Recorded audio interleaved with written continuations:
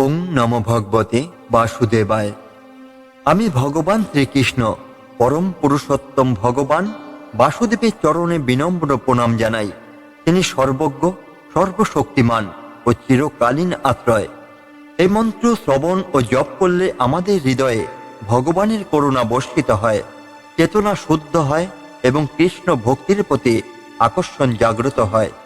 ভগবান শ্রীকৃষ্ণের মহিমা অপরিসীম। তার কৃপায় জীব মুক্তি লাভ করে। ভাগবত মহাপুরাণ সেই কৃপাময় সত্যের প্রতিফলন, যা আমাদের জীবনের সত্যিকার পথ প্রদর্শন করে।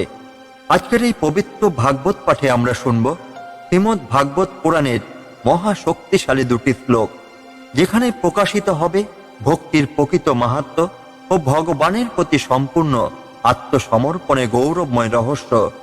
এর পাশাপাশি এক মহান ভক্তের অলৌকিক জীবনের ঘটনা, যা আমাদের শিখিয়ে দেবে ভগবানের কৃপা পেতে ধন সম্পদ নয়, তাই শুদ্ধ হৃদয়, সত্যিকারের ভক্তি। এই পরম সত্যের আলোতে আজকের যাত্রা শুরু করি। চলুন এবার ভাগবত পাঠের অন্তর্নিহিত মহিমায় ডুব দিই। তিনি সর্বত্র তার হাত পা প্রসারিত করছেন, তার চোখ, মাথা ও মুখ সর্বত্রই বিরাজমান। তিনি সর্বত্র শ্রবণ করেন এবং সমগ্র বিশ্ব জগৎকে পরিবেষ্টন করে অবস্থান করেন। এই শ্লোকটিতে ভগবান বিষ্ণুর সর্বব্যাপী রূপের বর্ণনা দেওয়া হয়েছে। এখানে ঈশ্বরকে এক সর্বব্যাপী চৈতন্য হিসেবে চিত্রিত করা হয়েছে, যিনি সব জায়গায় উপস্থিত আছেন, সব কিছু দেখেন, শোনেন এবং পরিচালনা করেন। শ্রীমদ্ ভগবদ গীতার 13 অধ্যায়ের 14 নম্বর শ্লোকটি অনুরূপভাবে এখানে ঈশ্বরের সর্বত্র বিরাজমানতার কথা বলা হয়েছে।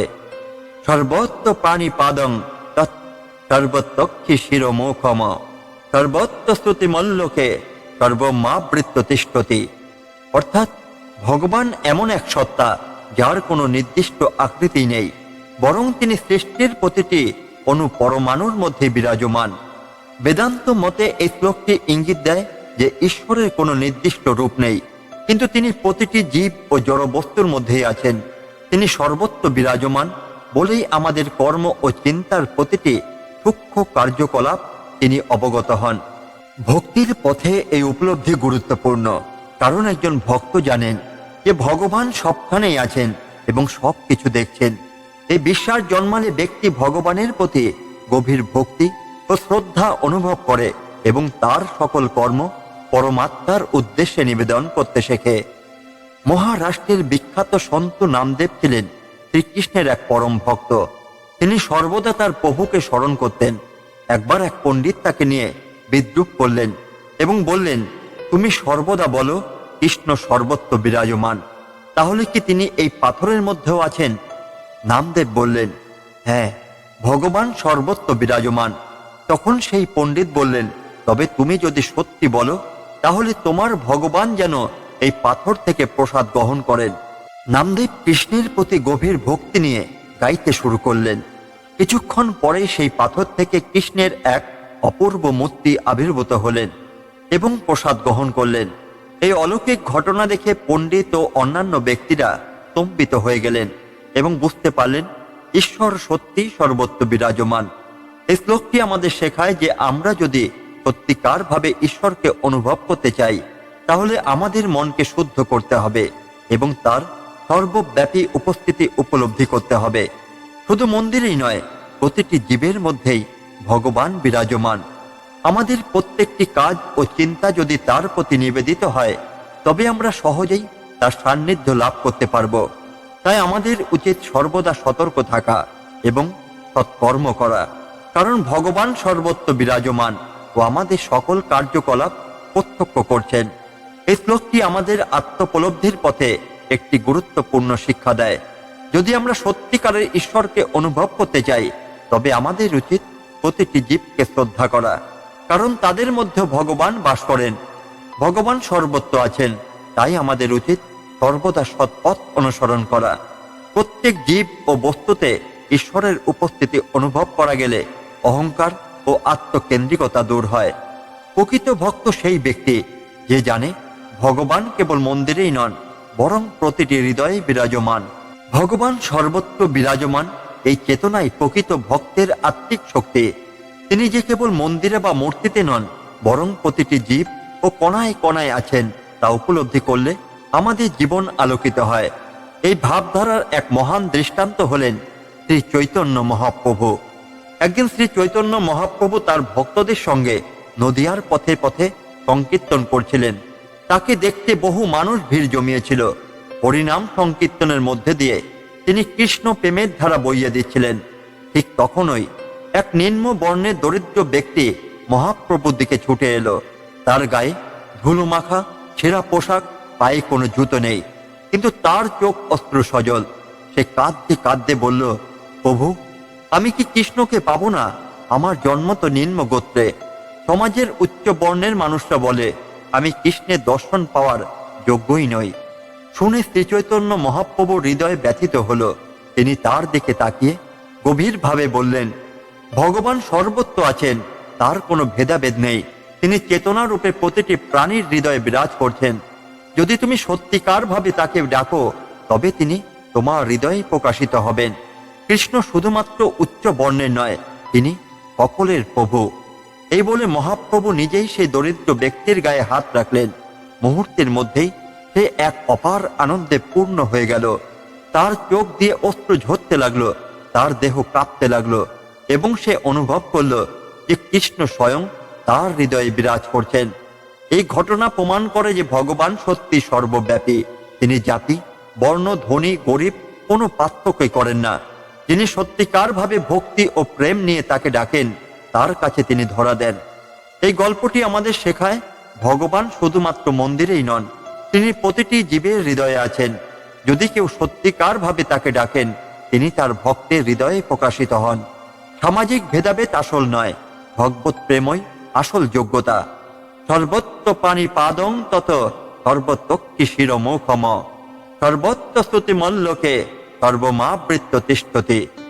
অর্থাৎ ভগবান আমাদের চারপাশে, প্রতিটি হৃদয়ে এবং প্রতিটি প্রাণীতে বিরাজ করেন। ভগবান সর্বত্র বিরাজমান, তার হাতে পায়ে কোনো সীমা নেই, সমস্ত স্থানে তিনি বিদ্যমান। তার চক্ষু, মস্তক ও মুখ সমস্ত দিকে বিস্তৃত। তিনি সর্বত্র শুনতে পান এবং সমস্ত কিছু পরিব্যাপ্ত করে অবস্থান করেন। এই শ্লোকটি শ্রীমদ্ ভাগবতের অন্যতম গভীর শ্লোক, যেখানে বোঝানো হয়েছে যে ভগবান নিরাকার, সর্বব্যাপী এবং সর্বজ্ঞ। তিনি কোনো একটি নির্দিষ্ট জায়গায় সীমাবদ্ধ নন, বরং সকল স্থানে সকল জীবের মধ্যে বিদ্যমান। এই শ্লোকের গভীর ব্যাখ্যা ঈশোপনিষদ এবং ভগবত গীতা থেকে পাওয়া যায়। ভগবান কেবলমাত্র মন্দিরে বা কোনো বিশেষ স্থানে নন, তিনি সর্বত্র বিরাজ করেন। এই উপলব্ধি প্রকৃত ভক্তির চূড়ান্ত স্তর।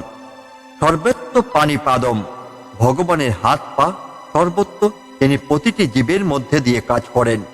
সর্বতক্ষী শিরমুখম, তার দৃষ্টি ও মুখ সব দিকে, তাই কিছুই তার অজানা নয়। সর্বত্র শ্রুতি মল্লকে, তিনি প্রতিটি শব্দ শোনেন, প্রতিটি প্রাণীর প্রার্থনা গ্রহণ করেন।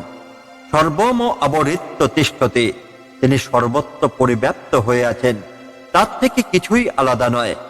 একবার শ্রী রামকৃষ্ণ পরমহংসের কাছে এক নিরীশ্বরবাদী ব্যক্তি এলো। সে বলল, ভগবান যদি সর্বত্র থাকেন, তবে আমি তাকে কোথাও দেখতে পাই না। আপনি যদি সত্যি তাকে দেখাতে পারেন, তবে আমি বিশ্বাস করব। শ্রী রামকৃষ্ণ মৃদু হেসে বললেন, আচ্ছা, তুমি বাতাস বিশ্বাস করো? সে বলল, হ্যাঁ, কারণ আমি অনুভব করি। তাহলে ভগবানকেও অনুভব করতে শেখো। তিনি আমাদের হৃদয়ে, আমাদের চারপাশে, প্রতিটি পানির মধ্যেই আছেন। এরপর শ্রী রামকৃষ্ণ তাকে নদীর ধারে নিয়ে গেলেন। তিনি বললেন, তুমি যদি নদীর জলে নামো, তবে তোমার পুরো দেহ ভিজে যাবে। একইভাবে ভগবান সর্বত্র, শুধু তোমাকে অনুভব করতে হবে। এই কথাগুলি শুনে সেই ব্যক্তি গভীর চিন্তায় পড়ে গেল। একদিন সে অনুভব করল, প্রকৃতপক্ষে ভগবান সর্বত্রই আছেন। শুধু তাকে উপলব্ধি করার জন্য ভক্তি ও বিশুদ্ধ চেতনার প্রয়োজন। ভগবান কেবল মন্দিরেই নন, তিনি আমাদের প্রতিটি কর্মের মধ্যেই আছেন। আমরা যখন সৎ কর্ম করি, তখন তিনি আমাদের হাত দিয়ে কাজ করেন। প্রকৃত ভক্তির মাধ্যমে তাকে অনুভব করা সম্ভব। সত্যিকারের বিশ্বাস ও আত্মনিবেদন ছাড়া তাকে উপলব্ধি করা যায় না। এই শ্লোকটি আমাদের শেখায় যে ভগবান সর্বত্র, সবকিছুতে, প্রতিটি প্রাণীর মধ্যে বিদ্যমান। তাই ভক্তের উচিত সর্বদা তার সেবায় নিয়োজিত থাকা। কারণ আমরা যেখানে যাই, যা করি, ভগবান সর্বদা আমাদের সঙ্গেই থাকেন। বৃন্দাবনের অদূরে একটি ছোট্ট গ্রামে বাস করত হরিদাস নামের এক দরিদ্র কাঠুরে। প্রতিদিন সকালে সে জঙ্গলে যেত কাঠ কাটতে, সেগুলো বিক্রি করে সামান্য অর্থ উপার্জন করত আর সারাদিন ভগবান শ্রীকৃষ্ণের নাম জপ করত। একদিন সকালে সে জঙ্গলে কাঠ কাটতে গিয়ে এক বৃদ্ধ সন্ন্যাসীর সঙ্গে দেখা করল। সন্ন্যাসী খুব দুর্বল ছিলেন এবং ক্ষুধার্ত অবস্থায় এক গাছের নিচে বসেছিলেন। হরিদাস তাকে দেখে বিনয়ের সঙ্গে বলল, বাবা, আপনি এত ক্লান্ত দেখাচ্ছেন, আপনি কি কিছু খাবেন? সন্ন্যাসী বললেন, বাবা, আমি ক্ষুধার্ত, কিন্তু আমি কেবল প্রসাদই গ্রহণ করি। হরিদাস ভাবতে লাগলো, সে তো খুব দরিদ্র, তার ঘরে সামান্য কিছু রুটি আর গুড় ছাড়া কিছুই নেই। কিন্তু ভগবান যদি সর্বত্র বিরাজমান হন, তবে যদি আমি ভক্তির সঙ্গে খাবার দিই, এটাই প্রসাদ হয়ে যাবে। সে দ্রুত বাড়িতে ফিরে গেল, নিজের সামান্য খাবার নিয়ে এলো এবং সন্ন্যাসীকে দিল। তিনি আনন্দের সঙ্গে বললেন, বাবা, তুমি জানো সত্যিকারের ভক্তি কাকে বলে? ভগবান সর্বত্র আছেন, যতক্ষণ তুমি বিশুদ্ধ হৃদয় নিয়ে কিছু দাও, সেটাই তার প্রসাদ হয়ে যায়। এই কথাগুলি শুনে হরিদাস আরো বেশি ভক্তের সঙ্গে কৃষ্ণের নাম জপ করতে লাগলো। একদিন গভীর রাতে হরিদাস যখন বিশ্রাম নিচ্ছিল, তখন একদল ডাকাত তার বাড়িতে এলো। তারা ভাবল, হরিদাস নিশ্চয়ই গোপনে অনেক ধন সম্পদ জমিয়েছে। তারা তাকে জাগিয়ে বলল, হে কাঠুরে, আমাদের তোমার সব ধন সম্পদ দাও, না হলে প্রাণে বাঁচবে না। হরিদাস হেসে বলল, ভাই, আমি তো গরিব কাঠুরে, আমার কাছে ধন সম্পদ কোথায়? ডাকাতটা বিশ্বাস করল না এবং তার ছোট্ট কুড়ে ঘরটি তল্লাশি করতে লাগলো, কিন্তু কিছুই পেল না। ঠিক তখনই এক অলৌকিক ঘটনা ঘটল। তারা দেখলো ঘরের প্রতিটি কোণে এক অদ্ভুত আলো জ্বলছে, আর সেখানে শ্রীকৃষ্ণের মূর্তি দেখা যাচ্ছে। ডাকাতটা চমকে গেল, তারা ভয়ে কাঁপতে লাগলো এবং বুঝতে পারল এই গরিব কাঠুরে আসলে ভগবানের প্রকৃত ভক্ত। তারা হরিদাসের চরণে লুটিয়ে পড়ল এবং কাঁদতে কাঁদতে বলল, আমরা মহাপাপী, আমরা তোমার মতো একজন ভক্তের বাড়িতে চুরি করতে এসেছি, আমাদের ক্ষমা করো। হরিদাস বলল, ভগবান সর্বত্র আছেন, আমি তোমাদের কিছুই দিতে পারবো না, তবে আমি তোমাদের কৃষ্ণের নাম দিতে পারি। যদি তোমরা সত্যি পরিবর্তন হতে যাও, তবে কৃষ্ণের শরণ নাও। ডাকাতরা সেদিন থেকে নিজেদের পরিবর্তন করল এবং কৃষ্ণ ভক্ত হয়ে গেল। ভগবান কেবল মন্দিরে নন, তিনি প্রতিটি ভক্তের হৃদয়ে আছেন। সত্যিকারের ভক্তি থাকলে ভগবান নিজেই ভক্তকে রক্ষা করেন। কৃষ্ণ নাম গ্রহণ করা জীবনের সবচেয়ে বড় সম্পদ। বিশুদ্ধ হৃদয় নিয়ে দান করলে এটাই ভগবানের প্রসাদ হয়ে যায়। আজ আমরা শুনলাম শ্রীমদ্ ভাগবত মহাপুরাণের মহান উপদেশ, যেখানে প্রকাশ পেল ভগবান শ্রীকৃষ্ণের অসীম করুণা এবং ভক্তির গৌরতত্ত্ব। আমাদের জীবনে যদি ভগবানের প্রতি বিশ্বাস ও নিঃস্বার্থ ভক্তি থাকে, তবে তার কৃপা অবশ্যই আমাদের পথ প্রদর্শক হবে। ভগবানের কথা শুধু শুনলেই হবে না, হৃদয়ে ধারণ করতে হবে, জীবনে বাস্তবায়ন করতে হবে। আমাদের এই প্রয়াস যদি আপনার মনে সামান্যতম ভাবনা সঞ্চার করে, তবে কমেন্টে জয় শ্রীকৃষ্ণ লিখতে ভুলবেন না। যারা এখনো চ্যানেল সাবস্ক্রাইব করেননি, তারা সাবস্ক্রাইব করুন, বেল আইকন চাপতে ভুলবেন না, যাতে নতুন ভিডিও নোটিফিকেশন পান। লাইক দিন এবং আপনার মতামত শেয়ার করুন। ভিডিওটি শেয়ার করুন, যাতে আরো অনেকেই ভাগবত মহাপুরাণের এই পবিত্র জ্ঞান লাভ করতে পারে। শেষে একবার সকলে মিলে বলি, জয় শ্রীকৃষ্ণ, জয় রাধে, জয় ভাগবত মহাপুরাণ।